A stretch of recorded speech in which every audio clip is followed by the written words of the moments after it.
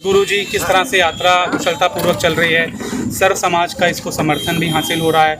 पिछले साल जिस तरह से एक दुर्घटना हुई थी जिसके कारण विवाद फैला, उससे किस तरह से आगे बढ़ते हुए सद्भाव फैला रही है यात्रा? स्वाभाविक है, सैकड़ों वर्षों की यह तीर्थ यात्रा थी और पिछले वर्ष कुछ असामाजिक तत्वों के बहकावे में जगह जगह दंगे फसाद हुए, परंतु इस वर्ष हम प्रशासन को और हरियाणा सरकार के मुख्यमंत्री को विशेष तौर से धन्यवाद देंगे और सारे समाज को साथ लेकर के तीर्थयात्रा किसी की भी हो, किसी भी समाज की तीर्थयात्रा हो, सबको सहयोग करना चाहिए। भारत का नागरिक भारत के संविधान से बंधा हुआ है, तो हम बस इतना ही चाहते कि अमन शांति बने रहे और सभी लोग अपने अपने धर्मों का पालन, चल ही स्वधर्म सुरुचि स्वनीति, ये राम राज्य की जो कल्पना है कि सभी अपने अपने धर्मों का पालन करें, उसी प्रकार हिंदू समाज भी अपनी तीर्थयात्रा ठीक से निकाले और इस वर्ष निकल रही है तीर्थयात्रा, इसके लिए हरियाणा सरकार और प्रशासन को विशेष तौर से बधाई। इस तरह से उत्तर प्रदेश में नाम उजागर करने को लेकर आप इसको अगर संवैधानिक नज़रिए से देखें तो 2006 में मनमोहन सरकार ने फूड एंड सेफ्टी बिल लाया।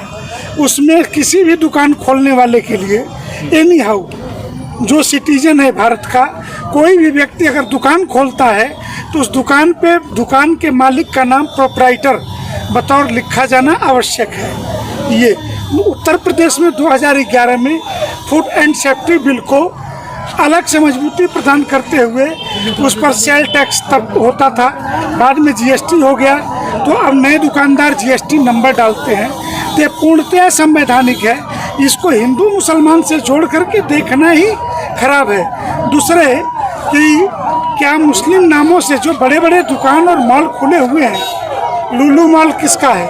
किसको नहीं पता है कि केरल के मुस्लिम उद्योगपतियों का है, तो क्या हिंदू लुलु मॉल में नहीं जाता है क्या? लेकिन इसको हिंदू मुसलमान से जोड़ के जो लोग लड़ाने का काम कर रहे हैं वो ठीक नहीं कर रहे हैं। सैकड़ों वर्षों से यह यात्रा निकलती रही है ब्रजमंडल के भक्तों के द्वारा।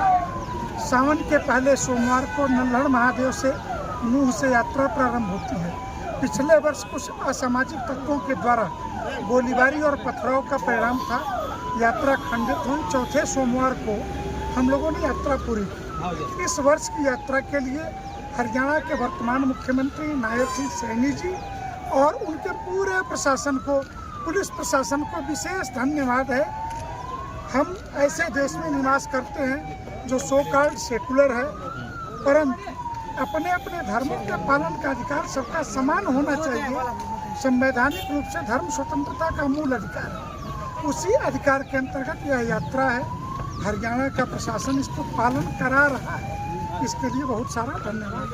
मिलना से दूसरे धर्मों के सहयोग मिलना आपको लगता है? मेवात मुस्लिम बहुल इलाका है, स्वाभाविक है कि पीछे के दिनों से सबक लेते हुए मेवात का मुसलमान भी सड़कों पर आया है और वो यात्रा का स्वागत कर रहा है, इसके लिए उन्हें भी ढेर सारा धन्यवाद।